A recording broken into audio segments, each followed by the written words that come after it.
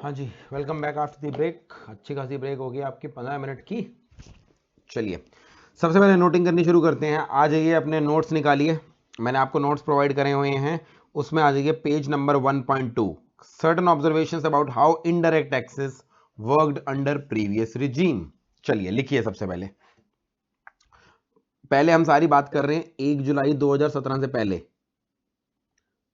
Taxes in India, या फिर किसी भी मतलब दुनिया में किसी भी कंट्री के अंदर taxes India.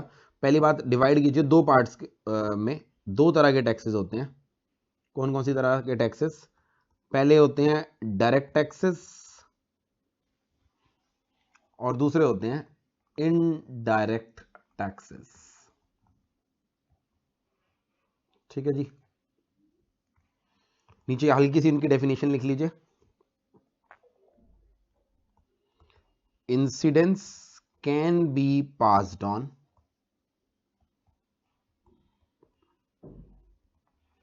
Sorry, incidents can't be, ओ गलत लिख दिया। Incidents can't be passed on, और यहां लिखेंगे incidents can be passed on. ठीक है जी। डायरेक्ट टैक्सेस के अंदर लिखिए एग्जाम्पल, इनकम टैक्स। सबसे बड़ा एग्जाम्पल किसका है? Income tax. साथ साथ और कौन कौन से टैक्सेस हैं? कुछ म्युनिसिपल टैक्सेस होते हैं, वो प्रोफेशनल टैक्स जो हो गया, एक्सेट्रा। ये हमारे डायरेक्ट टैक्स के एग्जाम्पल हो गए। इनडायरेक्ट जो टैक्सेस हैं, इनडायरेक्ट टैक्सेस हैं, यहां पर एक चीज और लिख लो, incidents can be passed on. साथ साथ लिखो, but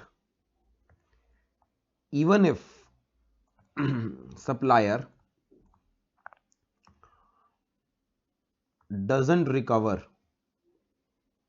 even if supplier doesn't recover tax from buyer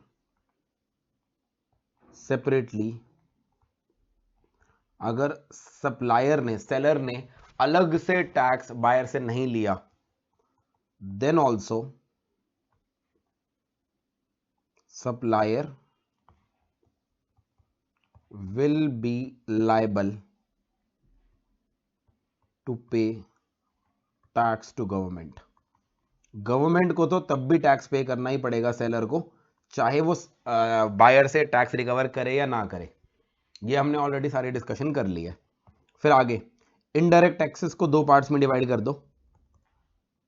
ठीक है जी। एक तरफ लिख दो गुड्स और एक तरफ लिख दो सर्विसेज। ये बात चल रही है हमारी 1 जुलाई 2017 से पहले की।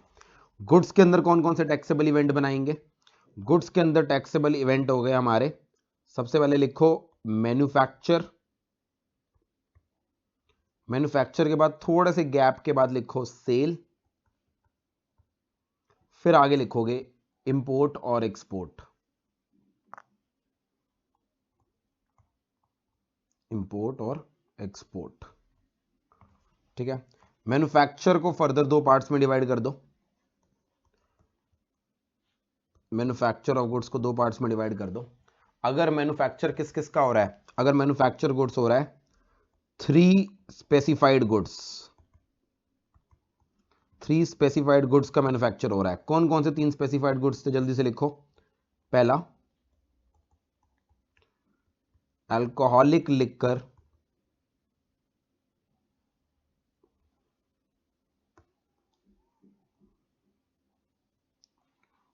For human consumption, alcoholic liquor for human consumption. Narcotic drugs, and third OPM. अगर इन 3 स्पेसिफाइड गुड्स के हैं तो उस केस में लिख लेंगे if 3 specified goods, then state excise duty, state excise duty, और एंट्री नंबर लिख लेंगे, entry number 51 of state list. State list की एंट्री नंबर 51 लगेगी और क्या लग जाएगा? स्टेट एक्साइज ड्यूटी लग जाएगी। फिर अगली चीज, अदर गुड्स, 3 स्पेसिफाइड गुड्स के अलावा बाकी गुड्स जो हैं, इसमें टोबैको भी आ जाएगा, सिगरेट भी आ जाएगी और आपका वो भी आ जाएगा अदर गुड्स, इस पे लग जाएगी central excise duty,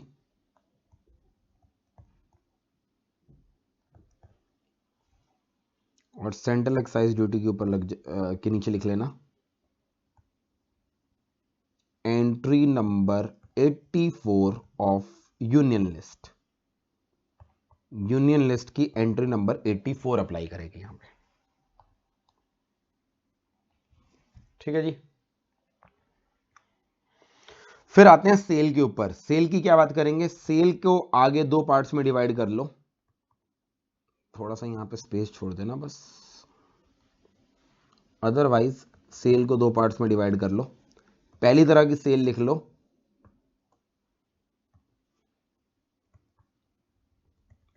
intra state cell, और दूसरी लिख लो inter state cell.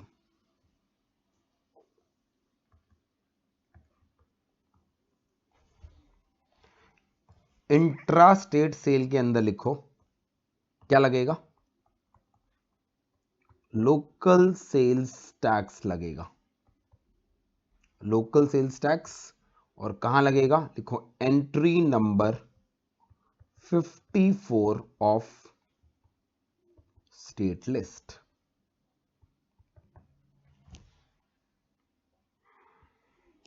Inter state sale के अंदर लिखो क्या लिखेगा, central sales tax.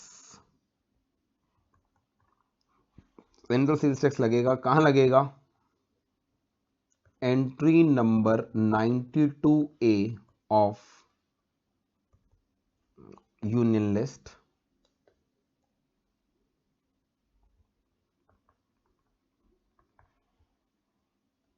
Entry number 92A of union list. आगे लिखेंगे levied by central government but thereafter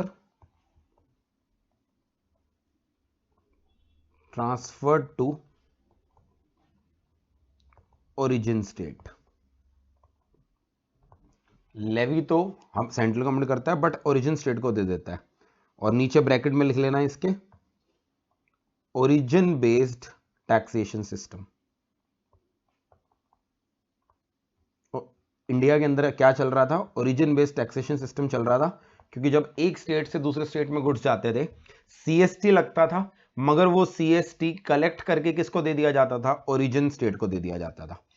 यहां पर एक पॉइंट और लिख लेंगे, जो दोनों लिखा ना, स्टेट एक्साइज ड्यूटी और सेंटर का उस स्टेट का लोकल सेल्स टैक्स, यहां पर दोनों में एक कॉमन पॉइंट लिख लो। दोनों में कॉमन पॉइंट क्या था, जो भी स्टेट के टैक्सेस हैं, चाहे वो स्टेट एक्साइज हो या फिर स्टेट का लोकल सेल्स टैक्स हो, every different acts made by different states, total 29 states plus 2 union territories with legislature। ये लाइन भी हमने साथ साथ ही लिख ली कि हमारा जो सेल्स टैक्स, जो एक्साइज ड्यूटी का लॉ स्टेट बनाती थी 3 गुड्स के ऊपर, और जो लोकल सेल्स टैक्स का लॉ बनाती थी, हर स्टेट अपना एक्ट बनाती थी। टोटल कितने थे, उस जमाने में 29 फुल स्टेट्स थी, उस जमाने में जेएन के भी फुल स्टेट थी, और 2 यूनियन टेरिटरी, आई थिंक वो लिखवाने की जरूरत नहीं, आगे लिखा मिल ही जाएगा आपको, दिल्ली और पौंडीचेरी उस जमाने में होती थी विद लेजिस्लेचर, उन्हें भी स्टेट माना जाता था। ठीक है, अब ये सब लिखने के बाद आ जाओ ऊपर इंपोर्ट और एक्सपोर्ट के ऊपर। इंपोर्ट के ऊपर क्या लगेगा, इंपोर्ट ड्यूटी, और एक्सपोर्ट के ऊपर क्या लग सकता है, export duty. Although practically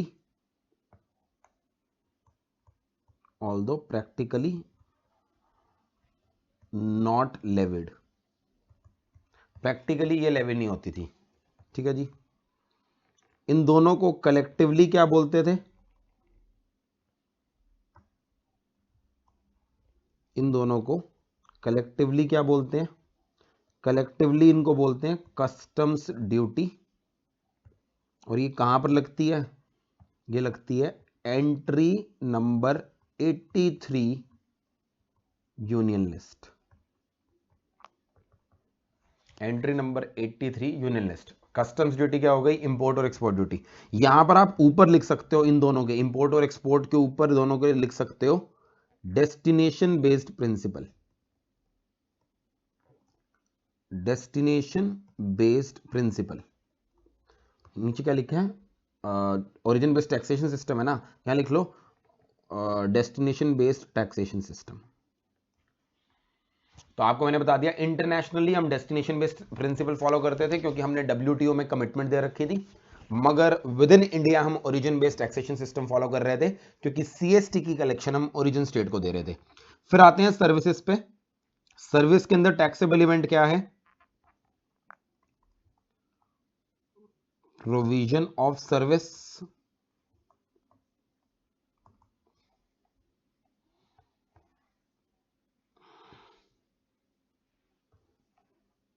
weather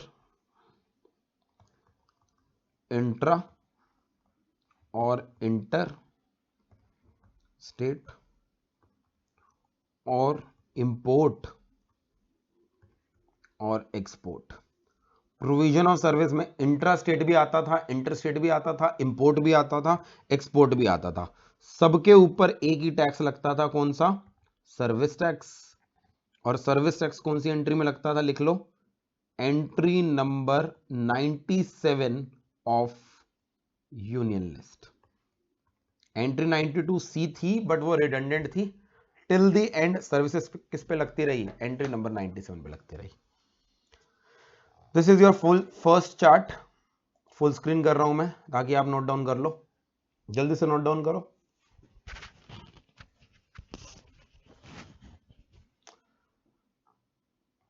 आगे अगली चीज पे बढ़ते हैं, पहले एक बार फर्स्ट पेज नंबर पे आ जाओ, तब तक बाकी बच्चे जिन्होंने नोट डाउन कर लिया। फर्स्ट पेज के ऊपर वो जो टैक्सेशन की बात करी थी, डायरेक्ट और इनडायरेक्ट टैक्स के डिफरेंसेस, वो सारे दे रखे हैं फर्स्ट पेज पर। एक बार जल्दी से रीड कर लेते हैं फर्स्ट पेज के ऊपर क्या दे रखे हैं differences.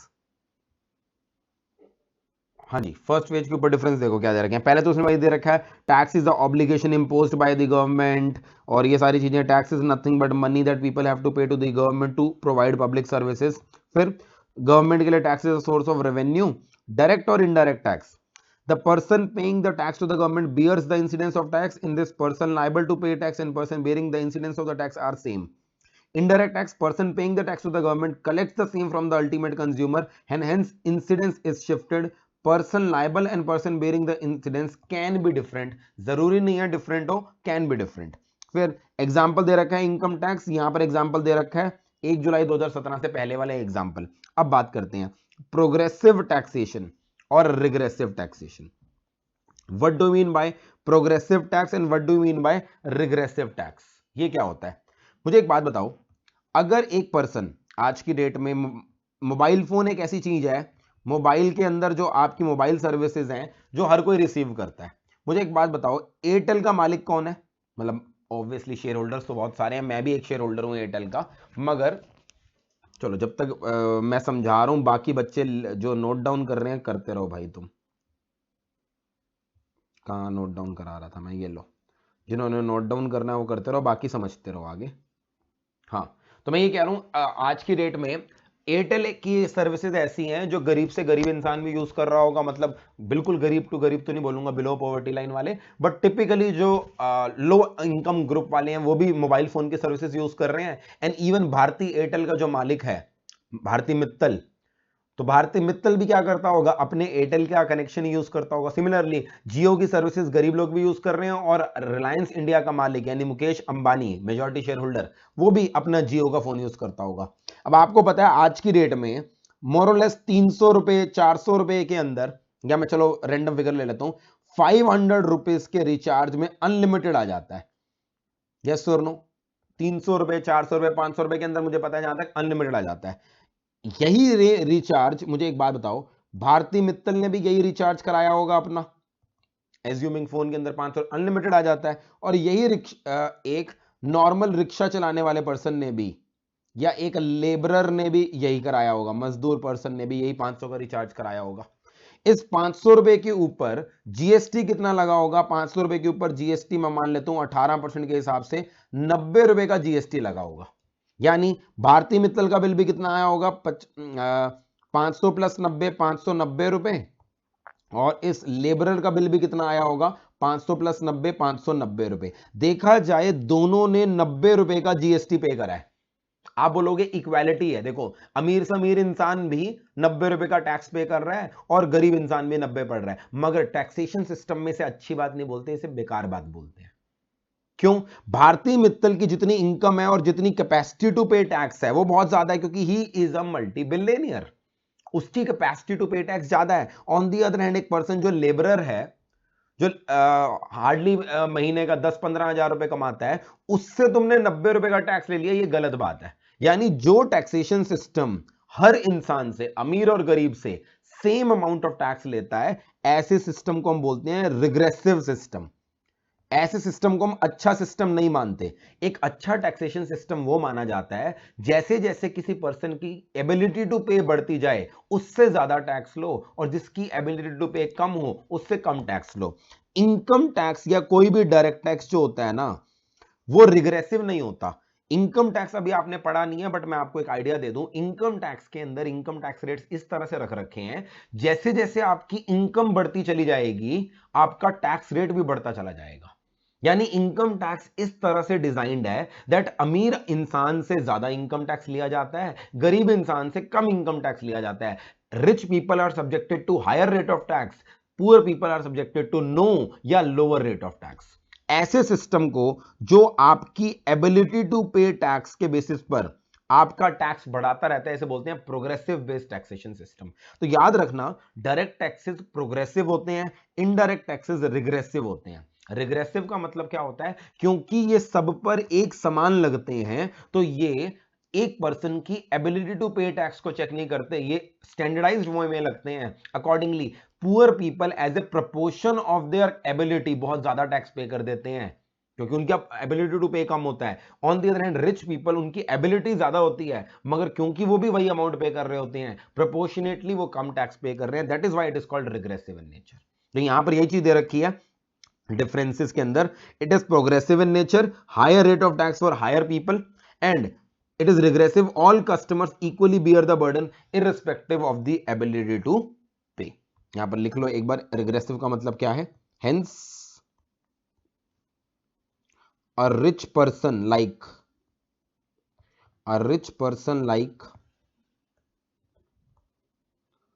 Bharti Mittal as well as a poor laborer will end up paying same amount of GST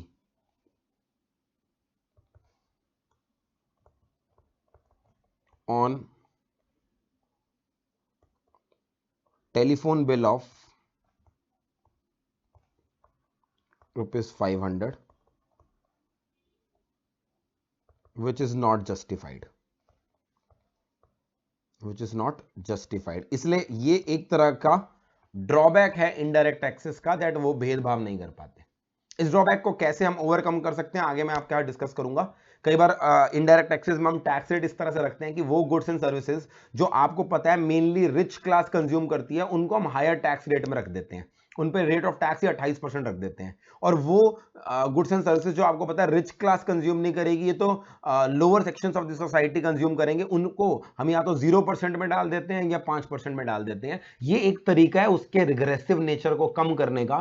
फिर भी ऐसे गुड्स एंड सर्विसेज जो अमीर और गरीब दोनों कंज्यूम करते हैं, मैंने जान के टेलीफोन का एग्जांपल लिया क्योंकि आज की डेट में ये ऑलमोस्ट एक नेसेसिटी बन गई है, रिच पर्सन भी कंज्यूम करता है, पुअर पर्सन भी कंज्यूम करता है। ऐसे गुड्स एंड सर्विसेज जो रिच एंड पुअर में भेदभाव नहीं कर सकते, दोनों कंज्यूम करेंगे, वहां पर इसका रिग्रेसिव नेचर, इसका एक ड्रॉबैक होता है। क्लियर है? बढ़ सकते हैं आगे। सर बजाज फाइनेंस के शेयर के प्राइस में तेजी से बढ़ रहा है, आज में 150 पर शेयर बढ़ गया। अरे छोड़ो यार, शेयर मार्केट तो बढ़ती गिरती रहती है, उसका कोई दिक्कत नहीं है। हाँ जी, आगे बढ़ते हैं। अब आगे अगला पार्ट जो हम करेंगे वो बड़े ध्यान से करेंगे। पेज नंबर 1.3 पर आते हैं। अब मैं आपको बताता हूं system of taxation, indirect taxation, how system of indirect taxation used to work before 1 जुलाई 2017। 1 जुलाई 2017 से पहले इनडायरेक्ट टैक्स का सिस्टम कैसे काम करता था इंडिया के अंदर, वो लिखना शुरू करेंगे। हम आज शुरू करेंगे scenario number 1। Scenario number 1, when all sale transactions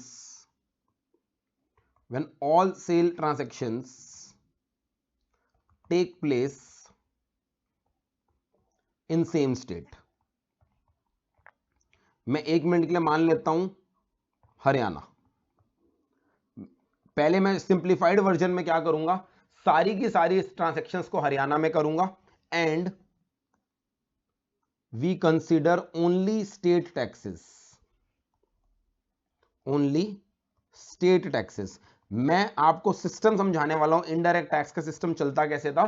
मगर इस सिस्टम में पहली बात मैं क्या करूंगा, पूरी चेन में जितनी भी ट्रांजैक्शंस करूंगा, सेल वाली ट्रांजैक्शन सारी हरियाणा के अंदर करूंगा। हरियाणा के अलावा इंटरस्टेट होगा तो क्या होगा, वो मैं कल वाली क्लास में डिस्कस करूंगा। साथ साथ मैं अभी सिर्फ स्टेट टैक्सेस की बात करूंगा, सेंट्रल गवर्नमेंट के जो टैक्सेस है उनकी बात नहीं करूंगा। ठीक है जी। अब एक बार एक एग्जांपल लिखो और उस एग्जांपल के बाद मैं आपको सिस्टम समझाता हूं। जल्दी से एग्जांपल नोट डाउन करेंगे, उसके बाद मैं आपको समझाऊंगा।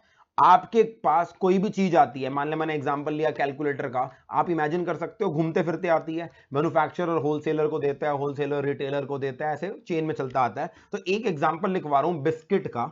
आपने अपने घर के पास वाली दुकान से बिस्किट खरीदा, वो बिस्किट आप तक कैसे पहुंचा, पूरी चेन बनाते हैं। आ जाओ जल्दी से, पहले चेन बना लो।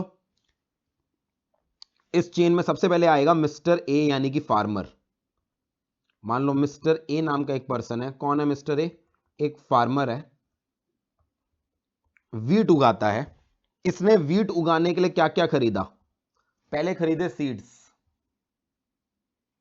कुछ स्टूडेंट बैच से रिमूव हो गए हैं। अरे मुझे नहीं पता भाई, वो स्टाफ करता रहता है। रिमूव हो गए हैं, क्यों नहीं रिमूव हुए, वो स्टाफ से पूछना मेरा कि वो क्या करते रहते हैं। सबसे पहले मान लो उसने सीड्स खरीदे मिस्टर पी नाम के किसी इंसान से। 5,000 रुपए के सीड्स खरीदे और इसके ऊपर 500 रुपए का टैक्स है। VAT is nothing but sales tax. Sales tax को मैंने वैट क्यों रखा है, सेल्स टैक्स का नाम वैट कैसे पड़ा, वही समझाने की कोशिश कर रहा हूं। तो जब मैं वैट वर्ड लिख रहा हूं, I am basically referring to the local sales tax. VAT यानी कि लोकल सेल्स टैक्स। ठीक है जी। फार्मर ने सीड्स खरीदे मिस्टर पी नाम के किसी इंसान से। फिर उगाने के लिए इसको और क्या चाहिए, मेन्योर, खाद चाहिए। खाद इसने मिस्टर क्यू नाम के किसी इंसान से खरीदी 3,000 रुपए की।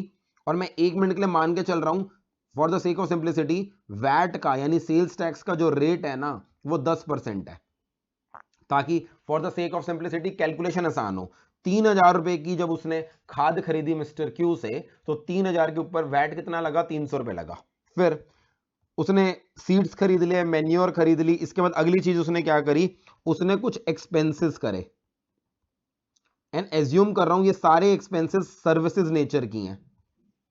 सारे के सारे एक्सपेंसेस जो उसने करे सर्विसेज ली, मतलब हो सकता है उसको उसका मशीन ना हो तो उसने किराए पे मशीन ली। हो सकता है उसने किसी एक्सपर्ट को हायर किया, उसने लेबर को हायर किया, सारी सर्विसेज ली और सर्विसेज पे 1,000 रुपए खर्च करे। सर्विस के ऊपर स्टेट गवर्नमेंट का कोई टैक्स नहीं लगता, सर्विसेज के ऊपर सर्विस टैक्स लगता है। और अभी ध्यान देना, मैं अभी सिर्फ स्टेट टैक्सेस की बात कर रहा हूं। जब मैं सेंटर टैक्सेस की भी बात करूंगा तब इनके ऊपर सर्विस टैक्स लगा दूंगा, अभी के लिए वैट नहीं लगा। ये सब करने कराने के बाद उसने अपना प्रॉफिट जोड़ लिया। अभी तक उसका खर्चा कितना हो गया, 9,000 रुपए का।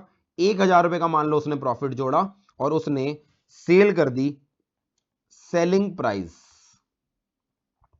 बेच किसको दिया, मिस्टर बी को बेच दी अपनी वीट।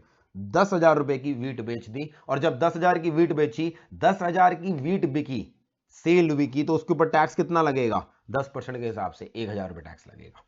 तो ये सारी कहानी किसकी थी? मिस्टर ए की। मिस्टर ए हमारा हुआ कंप्लीट। अब आ जाते हैं अगला पर्सन। अगला पर्सन है मिस्टर बी। ए ने अपना सामान किसको बेचा? मिस्टर बी को। मिस्टर बी कौन है? मिस्टर बी फ्लोर मिल है। फ्लोर समझते हो? आटा। वीट से क्या बनता है? आटा बनता है ना। तो फ्लोर मिल मिस्टर बी, इसने क्या किया? इसने सबसे पहले वीट खरीदी। यहां पे लिख देते हैं उसका प्राइस और यहां पे लिख देते हैं उसका जो टैक्स बनता है। 200 का प्रॉफिट हुआ टैक्स पर। अरे यार क्या बोलते रहते हो, रुको मैं अभी समझाऊंगा, आप समझ में आ जाएगा तुम्हें। 200 रुपए का प्रॉफिट हो गया कहते हैं टैक्स पर। वीट 10,000 रुपए की खरीदी, उसके ऊपर 1,000 रुपए वैट। ठीक है जी, आगे बढ़ते हैं। फिर वीट से आटा बनाने के लिए क्या और कोई चीज चाहिए हमें? नहीं, हमें कुछ एक्सपेंसेस करने पड़ेंगे। हमने लेट से एक्सपेंसेस करी, मेरे पास मशीन नहीं थी आटा बनाने के लिए, मैंने वो रेंट पे ले ली। मैंने बेसिकली, मैं मान के चल रहा हूं कुछ छोटे मोटे और खर्चे करे, सारे सर्विसेज नेचर के। सर्विसेज नेचर के खर्चे करे, 2,000 रुपए खर्च हो गए।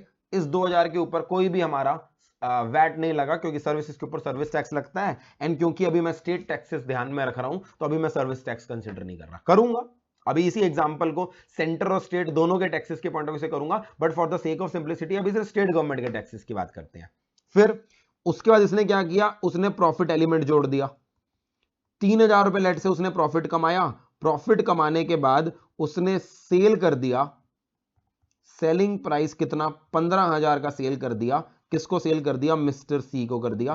15,000 का जब बेचा तो 15,000 पे वैट कितना लगेगा? 1,500 रुपए लगेगा।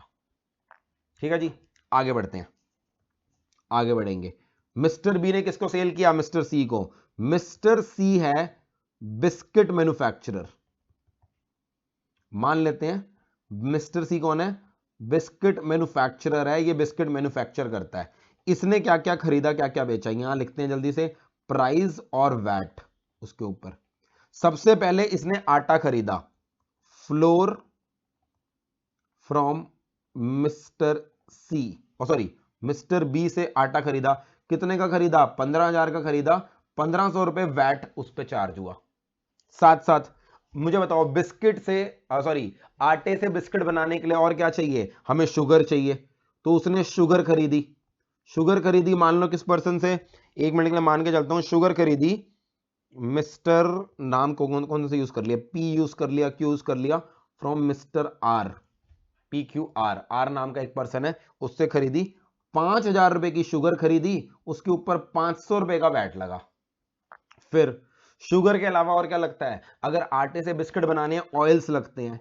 ऑयल्स फ्रॉम किससे खरीदे? आर हो गया एस, मिस्टर एस नाम के किसी इंसान से उसने ऑयल खरीदे।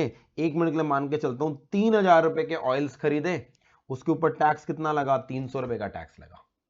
ठीक है, इसके अलावा कुछ बिस्किट बनाने के लिए और भी खर्चे हुए, सर्विसेज वगैरह चाहिए होंगी, तो मैंने कुछ सर्विसेज ली बिस्किट बनाने के लिए। लेट अस एज्यूम 4,000 रुपए की सर्विसेज ले ली, इनके ऊपर सर्विस टैक्स लगा होगा, बट क्योंकि अभी मैं स्टेट गवर्नमेंट के टैक्सेस की बात कर रहा हूं, तो अभी मैंने वैट निल कर दिया। सर्विस टैक्स लगेगा, बात करेंगे इसकी। फिर इसने प्रॉफिट जोड़ा अपना। कितना जोड़ा? 5 + 10 15 27, 3,000 रुपए का प्रॉफिट मान लेता हूं इसका मैं। और लास्ट में इसने जो बिस्किट बनाए बेच दिए। Selling price, selling price to mister D कितने का बेचा? 30,000 रुपए के बिस्किट बेच दिए। और 30,000 के बिस्किट के ऊपर टैक्स कितना लगा होगा? 3,000 रुपए का सेल्स टैक्स लगा होगा, यानी वैट लगा होगा। लोकल सेल्स टैक्स हरियाणा के, हरियाणा में ट्रांसैक्शन हो रही है, मैं मान के चल रहा हूं सारे लोग हरियाणा में हैं, तो sales tax, local sales tax लगा रहा हूं, हरियाणा गवर्नमेंट टैक्स लगा रही है सारे के सारे। अब आगे बात करेंगे। सर रुक जाओ, कितना आगे जाओगे? बस एक आखिरी स्टेज। हाँ हाँ, नोट करना है तो तुम क्या बैठ के देख रहे हो? अभी तक बोला तो है मैंने नोट करो, समझाऊंगा बाद में। हेलो, इतना सारा हो गया, अब तुम कह रहे हो ये नोट करना है। मिस्टर डी, जब भी मैं साफ सुथरा लिखूं इसका मतलब नोट करना है, नहीं तो मैं गंद मारूंगा। मिस्टर डी कौन है? रिटेलर। मतलब आपकी, वैसे तो देखो मैन्युफैक्चरर के बाद डिस्ट्रीब्यूटर आएगा, फिर होलसेलर आएगा, सब कुछ आएगा। अब मेरे पास इतना टाइम नहीं है, मैं सीधा मान के चल रहा हूं मैन्युफैक्चरर ने डायरेक्टली आपके घर के पास गली मोहल्ले में जो रिटेलर शॉप है उसको बेच दिया। मिस्टर डी है रिटेलर, मिस्टर डी का भी लिखेंगे एक बार, प्राइस और साथ साथ वैट। मिस्टर डी ने क्या किया, मिस्टर डी ने परचेज करे, परचेज बिस्किट्स फ्रॉम मैन्युफैक्चरर, यानी कि मिस्टर सी, कितने के 30,000 के बिस्किट लिए, उसके ऊपर 3,000 का वैट पे किया। ठीक है, इसने इसके ऊपर कुछ और खर्चे करे, दुकान वगैरह चलाता है तो ऑब्वियस सी बात है कुछ सर्विसेज ली होंगी ना, दुकान हो सकती है रेंट पे हो, दुकान की साफ सफाई के लिए बंदा रख रखा हो, तो सर्विसेज ले रखी, इसने ली 2,000 रुपए की, और ऑब्वियसली सर्विसेज के ऊपर सर्विस टैक्स लगता है, तो वैट मैंने नील कर दिया। और फिर जो उसने अपना प्रॉफिट मार्जिन जोड़ा, 1 मिनट के लिए मान के चलता हूं 3,000 का प्रॉफिट मार्जिन जोड़ा, तो अब हमारा सेलिंग प्राइस कितना हो गया, सेलिंग प्राइस टू मिस्टर ई 35,000 रुपए का, 35,000 रुपए के ऊपर कितना वैट लगेगा, 3,500 रुपए। सर अब मिस्टर ई की आगे कहानी मत बताओ, मिस्टर ई पे रुक गए, मिस्टर ई कंज्यूम्स बिस्किट, कोई ना कोई तो बिस्किट खाएगा ना, तो मिस्टर ई अल्टीमेट कंज्यूमर है, बस रुक गए भाई रुक गए। तो मैंने आपको पहले तो एक एग्जांपल लिखवा दिया पूरी चेन का कि आप और मैं मिस्टर ई हैं, हम बिस्किट कंज्यूम करते हैं दुकान से खरीद के, मगर हमने जो बिस्किट खरीदे वो कहां से घूम घूम कर आए, वो मैंने आपको पूरी चेन लिखवा दी। एक बार जल्दी से ये नोट डाउन करो, उसके बाद डिस्कशन करेंगे कि हमारा सिस्टम चलता कैसे था। एक बार जल्दी से नोट डाउन कर लो, जैसे नोट डाउन हो मुझे जल्दी से चैट में बता दो। हैंडराइटिंग मेरी थोड़ी बेकार है, थोड़ी हैंडराइटिंग वैसे बेकार है, ऊपर से ये जो डिजिटल पेन से लिखो और बेकार आती है, बट धीरे धीरे क्या होगा, आदत पड़ जाएगी तुम्हें। डन, चलिए अब बात करते हैं, जिन्होंने नोट डाउन कर लिया अब सुनो, जो फेयर में लिखवाना है मैं आपको बता दूंगा, अब जो मैं काटा पीटी करूंगा वो आपको नहीं नोट डाउन करनी, आपने फेयर में अपना एग्जांपल नोट डाउन कर लिया, जो क्रक्स निकलेगा आज की डिस्कशन का वो लास्ट में नोट डाउन करा दूंगा मैं आपको। हाँ जी, तो अब मुझे एक बात बताओ, अल्टीमेटली जो कस्टमर है, एंड कस्टमर है, ये गुड्स घूमते फिरते बिस्किट बन के जब इसके पास गए, अल्टीमेटली कस्टमर ने कितने पैसे पे करे, 35,000 रुपए, और कस्टमर के 35,000 पे 10% का अगर मैं टैक्स लगाऊं, कितना टैक्स बना, 3,500 रुपए। यानी मिस्टर डी जो कि आखिरी पर्सन था चेन में जिसने मिस्टर ई को बेचा, उसने 35,000 का इनवॉइस काटा होगा बिस्किट का, और उसके ऊपर 10% के हिसाब से 3,500 रुपए टैक्स लगाया होगा। मुझे एक बात बताओ, ये जो बिस्किट है, ये जो बिस्किट मिस्टर ई ने, क्या इस बिस्किट के अंदर इस आटा, इस शुगर, ये ऑयल सबका प्राइस जुड़ा होगा या नहीं जुड़ा होगा?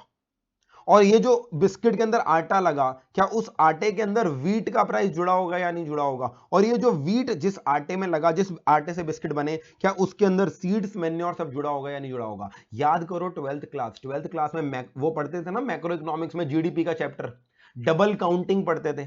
जीडीपी कैलकुलेट करते समय आपकी टीचर बोलती थी इंटरमीडिएट गुड्स एंड सर्विसेज को कंसीडर मत करो, फाइनल गुड्स एंड सर्विसेज को कंसीडर करो, क्योंकि डबल काउंटिंग हो जाएगी। सेम चीज मैं आपको कह रहा हूं, अगर आप वैट लगाना चाहते हो तो क्या आपको वैट सिर्फ बिस्किट पे लगाना चाहिए, या बिस्किट के ऊपर, आटे के ऊपर, वीट के ऊपर, ऑयल्स के ऊपर, शुगर के ऊपर, मेन्योर के ऊपर, सब पे लगाना चाहिए? क्योंकि अल्टीमेटली इन सब की कॉस्टिंग बिस्किट के अंदर आ गई है, तो फाइनल गुड्स कौन से हैं, बिस्किट है। अगर अब इन सारी चीजों के ऊपर टैक्स लगाओगे तो डबल ट्रिपल ना जाने कितने गुना टैक्स बन जाएगा। तो आइडियली अगर मैं लॉजिक की बात करूं, जैसे जीडीपी के अंदर सिर्फ बिस्किट कैलकुलेट होता है और इंटरमीडिएट कंजम्पशन कैलकुलेट नहीं होती डबल काउंटिंग की प्रॉब्लम को सॉल्व करने के लिए, similarly taxation point of view से सरकार को कितना टैक्स मिलना चाहिए, 3,500 रुपए। और 3,500 रुपए का टैक्स सरकार को मिल जाएगा अगर सिर्फ बिस्किट पे टैक्स लगे, और बिस्किट से पहले बाकी जितनी भी चीजें हैं उनको हम छोड़ दें। This was sales tax system जो हुआ करता था। सेल्स टैक्स सिस्टम के अंदर क्या होता था, लोकल सेल्स टैक्स सिस्टम के अंदर हम लास्ट पॉइंट टैक्सेशन सिस्टम करते थे। लास्ट पॉइंट टैक्सेशन सिस्टम में क्या होता था, जब लास्ट पॉइंट आएगा चेन में। लास्ट पॉइंट बोले तो जब रिटेलर अल्टीमेट कंज्यूमर को बेच रहा होगा। अल्टीमेट कंज्यूमर कौन? जो गुड्स खरीद के आगे बेचता नहीं है, आगे कुछ मैन्युफैक्चर नहीं करता, जो गुड्स को कंज्यूम कर लेता है, उसे बोलते हैं अल्टीमेट कंज्यूमर। जब लास्ट पॉइंट आएगा, जब रिटेलर अल्टीमेट कंज्यूमर को बेचेगा, आइडली तब टैक्स लगना चाहिए। और ये वो टैक्स है जो सरकार को मिलना चाहिए, क्योंकि ये जो लास्ट पॉइंट तक पहुंचेंगे ना, इसमें उससे पहले वाले सारे पॉइंट्स की वैल्यू जुड़ी होगी। तो आइडली टैक्स आखिरी सिस्टम पे लगना चाहिए। और एक जमाने में ऐसा ही होता था, मगर दिक्कत पता क्या होती थी? पता कैसे करें कि लास्ट पॉइंट आ गया है? पता कैसे करें? ए ने बी को जब बेचा, और ए ने बी को बेचते समय मान लो बोल दिया मैं तेरे से कोई टैक्स नहीं ले रहा क्योंकि ये लास्ट पॉइंट नहीं है। बी ने कहा मैं आगे बेचूंगा। बी ने आगे जब सी को बेचा, सी ने बोला अभी ये लास्ट पॉइंट नहीं है, मुझसे टैक्स मत चार्ज करो, मैं आगे बेचूंगा या कुछ मैन्युफैक्चर करूंगा। बी ने भी चार्ज नहीं किया। सी ने जब डी को बेचा, डी ने कहा अभी भी लास्ट पॉइंट नहीं आया, मैं भी आगे बेचूंगा। सी ने कोई टैक्स नहीं लगाया। डी ने जब ई को बेचा, अब ये कैसे पता करें कि ई अल्टीमेट कंज्यूमर है? ई झूठ भी तो बोल सकता है, मैं भी आगे बिस्किट बेचूंगा, मुझ पे भी टैक्स ना लगाओ। सरकार कैसे पता करे कि लास्ट पॉइंट टैक्सेशन सिस्टम आ गया है? तो मैं कह रहा हूं logically speaking, ideally speaking, tax लगना चाहिए लास्ट सिस्टम के ऊपर, क्योंकि आखिरी पॉइंट पे जब गुड्स पहुंचते हैं 35,000 रुपए के, मैंने आपको प्रूव करके दिखाया ये 35,000 रुपए की कॉस्टिंग कैसे निकल के आई। इस 35,000 में पीछे दिए गए सारे गुड्स का प्राइस जुड़ा है। तो आइडियली तो 35,000 पे 3500 रुपए लग गए तो बात खत्म। मगर प्रॉब्लम ये आती थी लास्ट पॉइंट टैक्सेशन सिस्टम में, टैक्स इवेजन बहुत ज्यादा होती थी, क्योंकि पता करना बहुत मुश्किल होता था कि आखिरी पॉइंट कब आया। 2003-2004 के आसपास सेल्स टैक्स टैक्सेशन, जो सेल्स टैक्स का सिस्टम था, उसके अंदर एक बहुत बड़ा चेंज आया। ध्यान से सुनो क्या। दो पहले क्या होता था? Sales tax last point taxation system पे लगता था। अगर आपका जो कस्टमर है वो फर्दर गुड्स बेचता है या उन्हें मैन्युफैक्चर में यूज करता है, आप उससे सेल्स टैक्स नहीं लगाओगे। अगर आपका कस्टमर अल्टीमेट कंज्यूमर है तो आप सेल्स टैक्स लगाओगे। मगर it was very difficult to implement, it was there was a lot of tax evasion. मगर 2003-2004 में सिस्टम बदला। क्या बदला? हमने बोला अब कोई भी स्टेज है टैक्स लगाओ। यानी कि मिस्टर ए ने जब मिस्टर बी को बेची, क्या बेचा? वीट बेचा। नो डाउट मिस्टर बी इस वीट को क्या करने वाला है? आगे यूज करने वाला है आटा बनाने के लिए। हमने मिस्टर ए को बोला तुम फिर भी टैक्स लगाओ। मिस्टर ए कह रहा है अरे भाई वो आगे बेचेगा, डबल काउंटिंग हो जाएगी। मैंने कहा नहीं होने दूंगा डबल काउंटिंग, तुम लगाओ। फिर मिस्टर बी ने आगे जब मिस्टर सी को बेचा, हमने कहा 15,000 का उसने आटा बेचा, हमने कहा टैक्स लगाओ। मिस्टर सी ने मिस्टर डी को जब बेचा, 30,000 रुपए के बिस्किट बेचे, हमने कहा टैक्स लगाओ। हमने कहा लास्ट पॉइंट की जगह तुम मल्टी स्टेज टैक्स लगाओ। सर इससे तो बहुत दिक्कत आ जाएगी, इससे तो एक ही चीज के ऊपर 3 बार 4 बार 5 बार टैक्स लग जाएगा, इससे तो मार्केट में इन्फ्लेशन हो जाएगी। सुनो मेरी बात, हमने मल्टी स्टेज टैक्स तो बना दिया, मगर हमने एक चीज बोली। अब जरा इमेजिन करके देखो, बड़े ध्यान से सुनना इस पॉइंट को, सारा जीएसटी इसी पॉइंट पे टिका हुआ है जो अब मैं बोल रहा हूं। सारी अटेंशन चाहिए मुझे आपकी इस समय। मिस्टर ए के बारे में सोचो जरा। मिस्टर ए ने बेचा क्या? बेचा उसने मिस्टर बी को वीट। मिस्टर बी ने इस वीट को बनाने के लिए क्या क्या खरीदा? उसने मिस्टर पी नाम के इंसान से सीड्स खरीदे और मिस्टर क्यू नाम के इंसान से मैन्योर यानी खाद खरीदी। इन दोनों चीजों को खरीद के उसने वीट बनाया और आगे वीट को बेचा। ठीक है जी। जो सरकार कह रही है जब तुम आगे अपना सामान किसी को बेचोगे, तुम्हारी जो सेल है उस सेल के ऊपर तुम सेल प्राइस के अलावा सामने वाले पर्सन से सेल्स टैक्स इकट्ठा कर लो। तो मैंने जब मिस्टर बी से 10,000 रुपए लिए वीट बेचने के, मैंने 10,000 के ऊपर 1,000 रुपए एक्स्ट्रा ले लिया। इस टैक्स को बोलते हैं आउटपुट टैक्स। इसको क्या बोलते हैं? आउटपुट सेल्स टैक्स या आउटपुट वैट।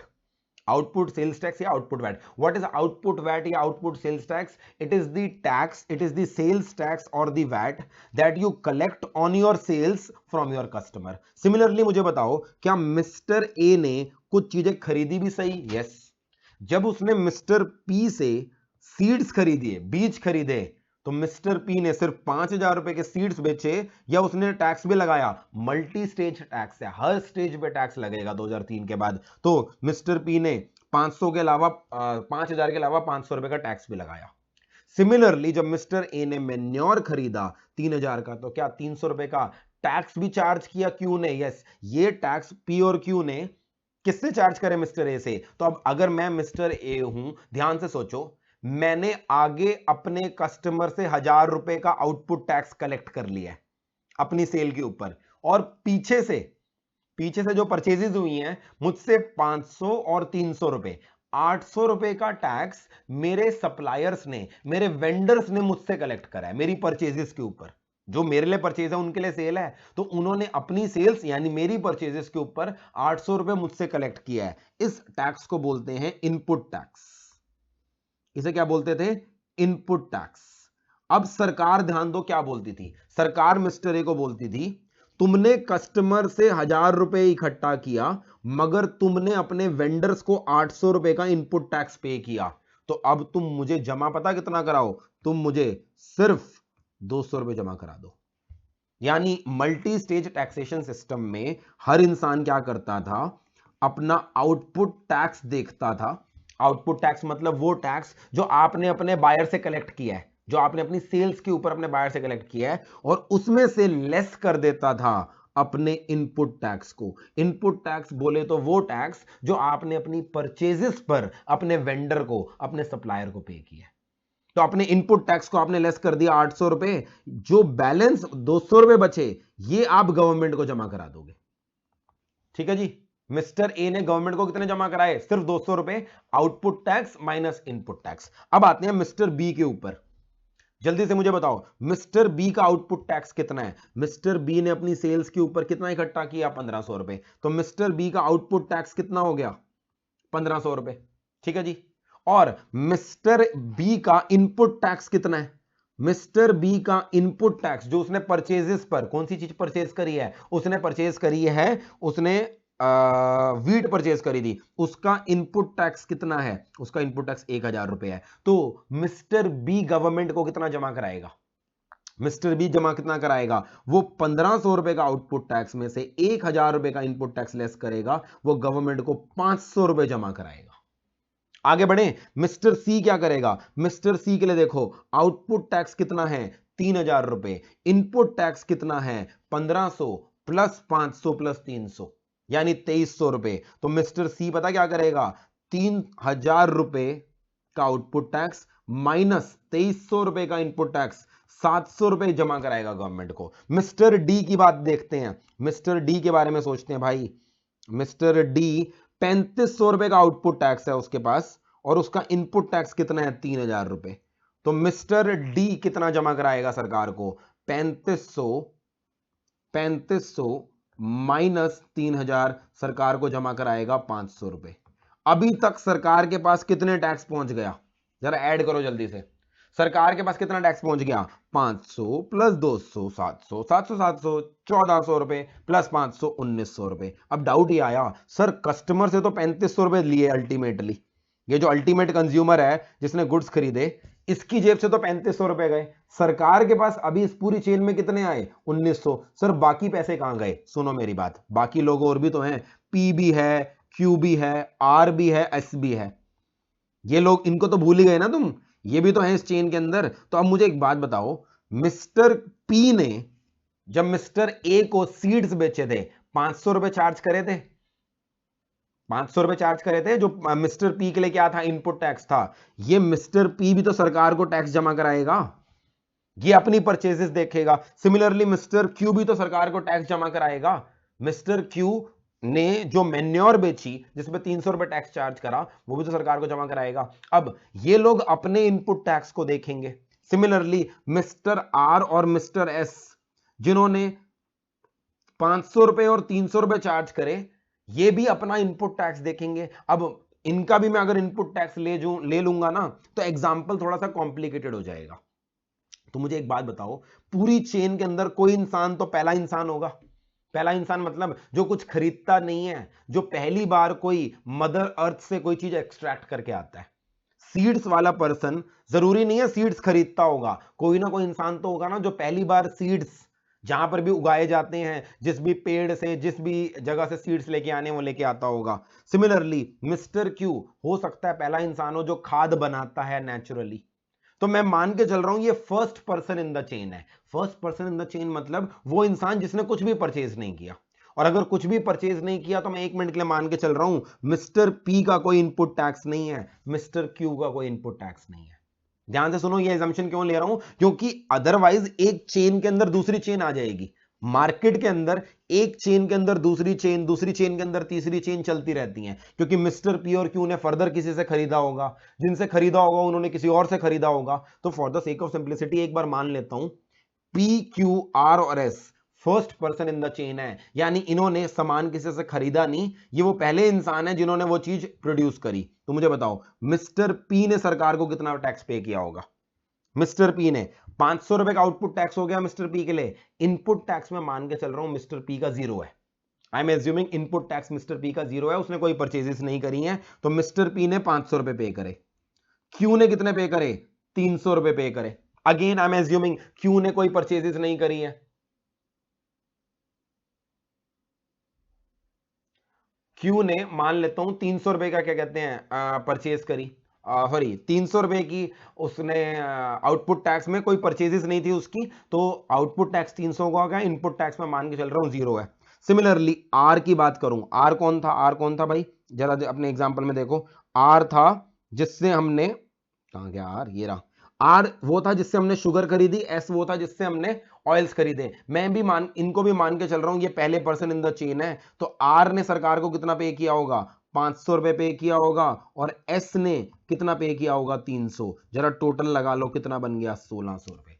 सरकार को इनसे कितना मिल गया? 1600। सरकार को टोटल देखो कितना मिला? 1900 प्लस 1600, 3500 रुपए। और यही 3500 रुपए तो हमें चाहिए थे, यही 3500 तो लास्ट पॉइंट टैक्सेशन सिस्टम में हम यहां से लेते थे अल्टीमेट कंज्यूमर से। तो बात समझ में आई? 2003 से पहले जो सेल्स टैक्स का सिस्टम था वो लास्ट पॉइंट टैक्सेशन सिस्टम था, क्योंकि अल्टीमेटली लास्ट पॉइंट में जो गुड्स का प्राइस होता है उसमें पिछले सारी चीजों का प्राइस आ चुका होता है, वो वैल्यू एडिशन हो जाती है उसके अंदर। तो आइडियली तो हमें लास्ट पॉइंट टैक्सेशन सिस्टम करना चाहिए था, जो कि 2003 से पहले करते थे, मगर इसमें टैक्स इवेजन बहुत होती थी। 2003 के अंदर हमने क्या किया? मल्टी स्टेज टैक्सेशन सिस्टम लाए। हर स्टेज के ऊपर हमने कहा टैक्स लगेगा, ताकि टैक्स इवेजन का कोई स्कोप ही ना रहे। हमने हर इंसान को बोला तुम अपने बायर पे टैक्स लगाओगे, मगर डबल ट्रिपल टैक्सेशन ना हो, इसलिए हमने बोला बेशक तुम अपने कस्टमर से 1000 रुपए का आउटपुट टैक्स ले रहे हो, बेशक तुम अपने कस्टमर से 1500 रुपए का आउटपुट टैक्स ले रहे हो, हमें तुम्हारा पूरा आउटपुट टैक्स नहीं चाहिए।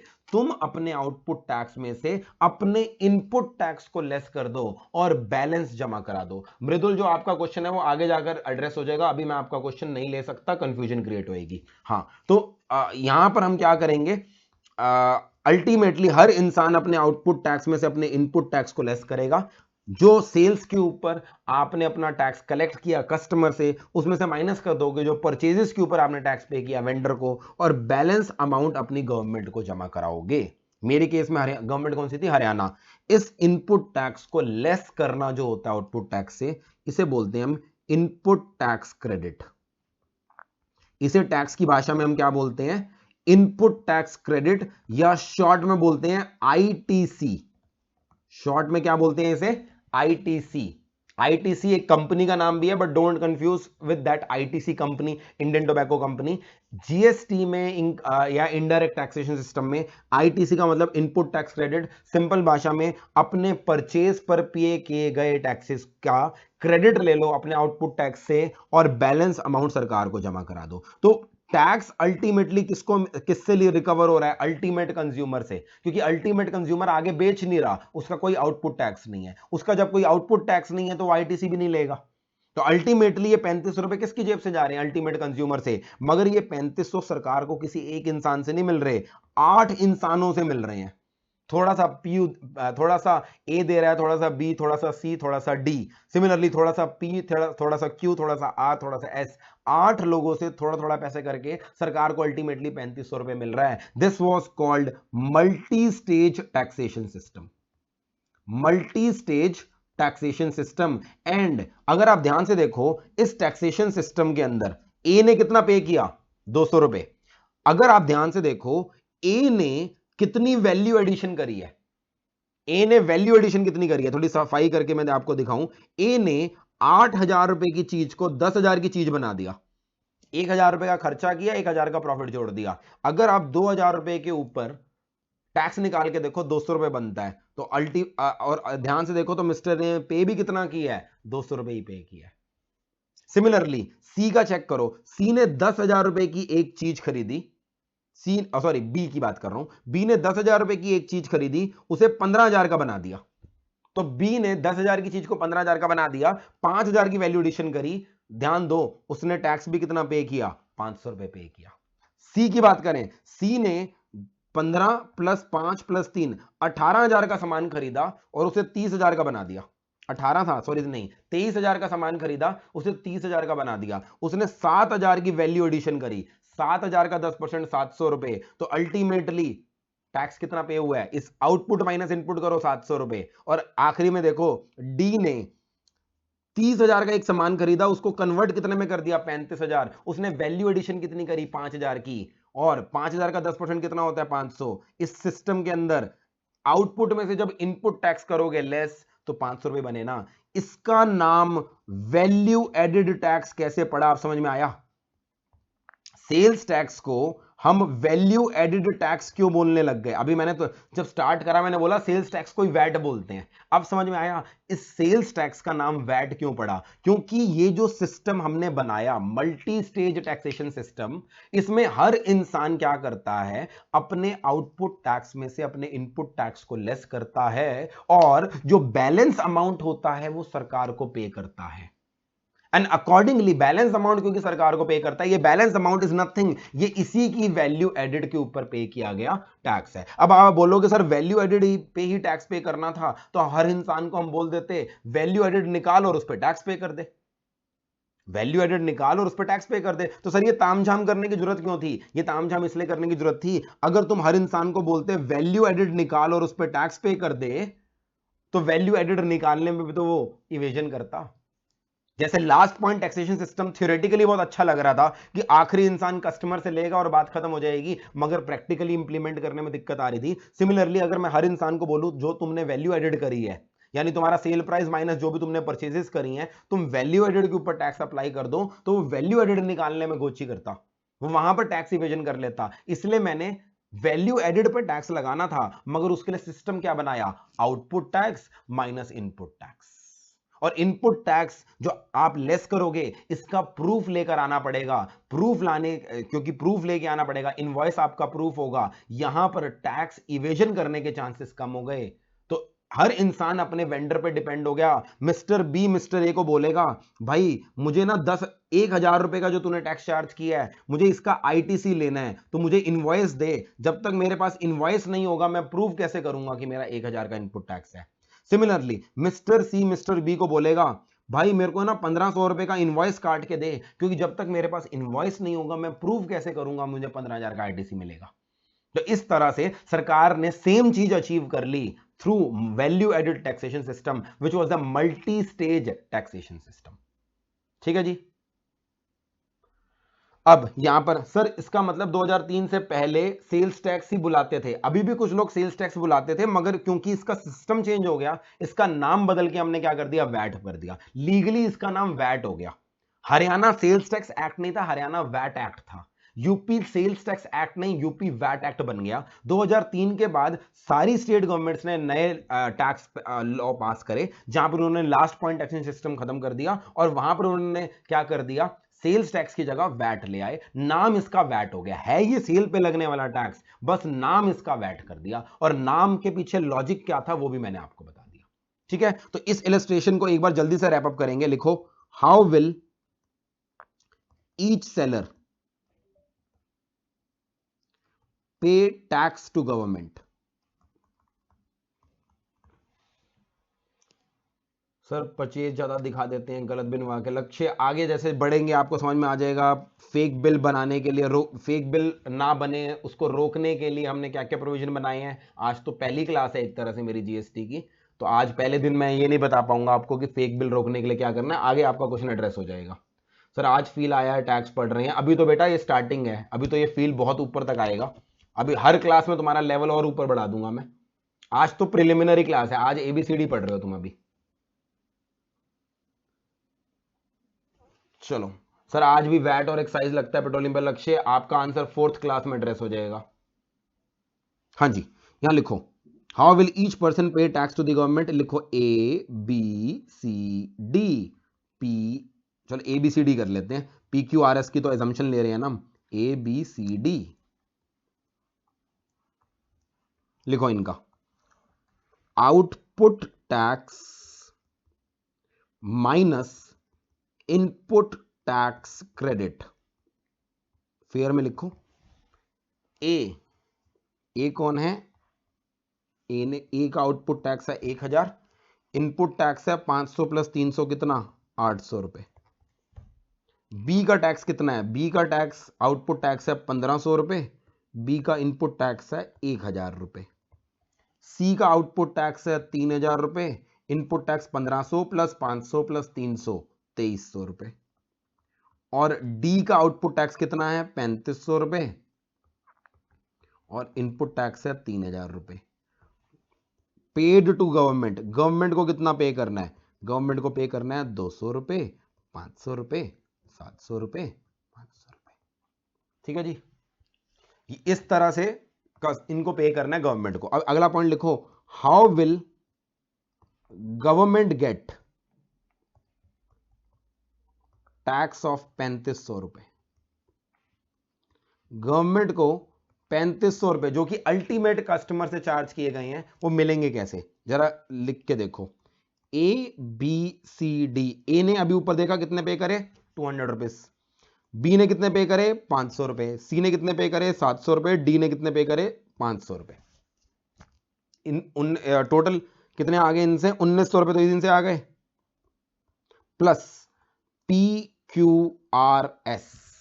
पी कौन है, पी वो है जिससे सीड्स खरीदे थे 500 रुपए, क्यू कौन है जिससे हमने मैन्योर खरीदे थे, आर कौन है जिससे हमने शुगर खरीदी थी, एस कौन है जिससे हमने ऑयल खरीदे थे। ध्यान देना, मैं इनके आउटपुट टैक्स में से इनपुट टैक्स लेस क्यों नहीं कर रहा, क्योंकि मैं मान के चल रहा हूं they are first person in the chain.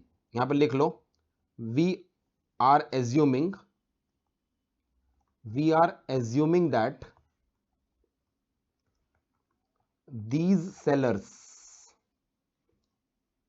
are first person in chain and hence they don't have any purchase or ITC।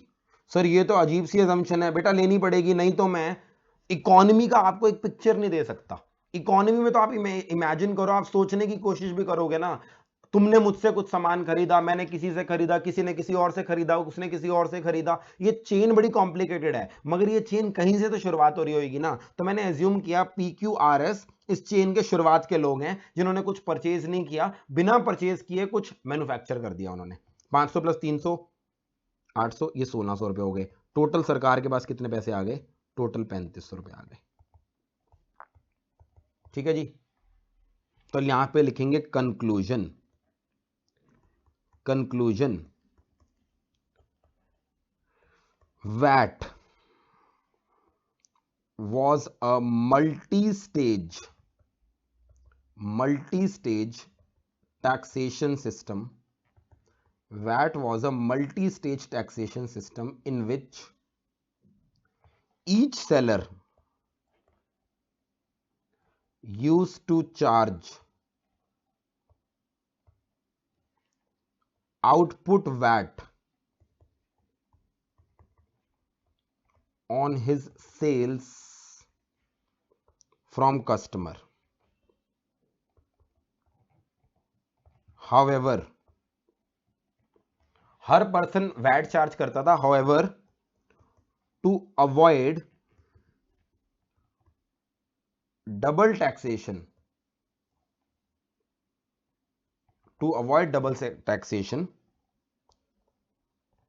seller was required to only deposit output tax minus input tax with government. This was called input tax credit. इसे हम क्या नाम देते थे? Input tax credit का नाम देते थे. And it was because of input tax credit that हम मल्टी स्टेज टैक्सेशन सिस्टम में पैसा भी ले लेते थे और अल्टीमेटली डबल टैक्सेशन भी नहीं करते थे. सर एक बार सी का आउटपुट इनपुट कैसे आया? बड़ा सिंपल है. सी का देखो ना एक बार तुम. सी ने अपने सेल्स के ऊपर कितना चार्ज किया? 3,000 रुपए चार्ज किया. आउटपुट तो क्लियर है. इनपुट कहां से आया? उसने 15,000 रुपए बी से खरीदा जिसके ऊपर 1,500 का टैक्स पे किया. 5,000 रुपए का आर से खरीदा जिसपे 500 रुपए पे किया और एस से 3,000 का खरीदा जिसपे 300. तो कितना टैक्स पे किया? 1,500 प्लस 500 प्लस 300, 2,300 रुपए. ठीक है जी. चलिए that's it for today's class. मैंने आज लॉ की क्लास क्यों नहीं, मेरी 2:15 तक क्लास है. 2 मिनट ही तो एक्सटेंड किया है मैंने. 2:17 तक 2 मिनट तो दे ही सकते हो तुम मुझे. क्लास है सेम टाइम पे. 2:30 पे नहीं होएगी, हल्की सी 2:35 तक हो जाएगी. मैंने पहले ही बोला था मेरी क्लास 2:15 तक है, बट कई बार टॉपिक समझाते समझाते मुझे 5-1 मिनट ऊपर चला जाता है. हाँ जी, कोई डाउट हो तो जल्दी से बोलो.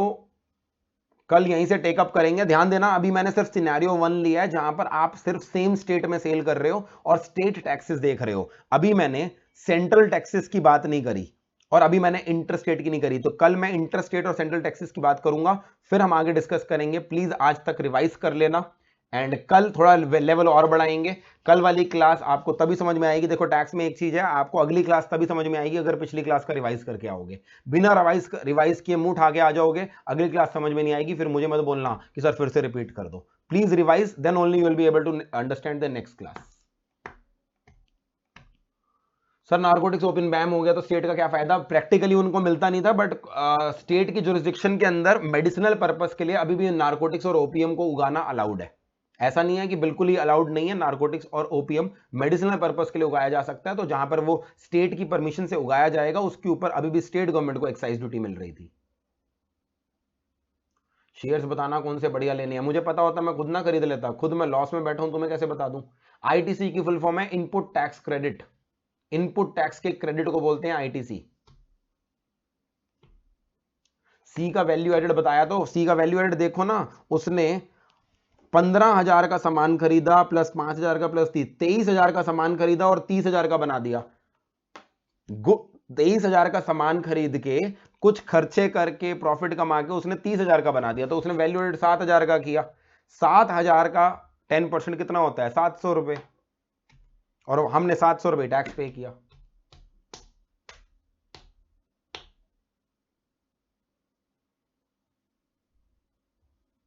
सर जब वैट इतना अच्छा था तो जीएसटी क्यों आया? विश्वास, अभी मैंने आपको दिक्कतें तो बतानी नहीं शुरू कर रही. कल की क्लास में फर्स्ट हाफ में आपको समझ में आ जाएगा ये वैट इतना अच्छा लग रहा है, ये इतना अच्छा था नहीं. कल की क्लास में यही समझाना है मुझे कि ये क्या कमियां थी, और कल की क्लास में बता दूंगा तुम्हें कि जीएसटी ने उन कमियों को पूरी कैसे किया. तो आज की क्लास में सब अच्छा अच्छा लग रहा है तुम्हें, कल की क्लास में समझ में आएगा.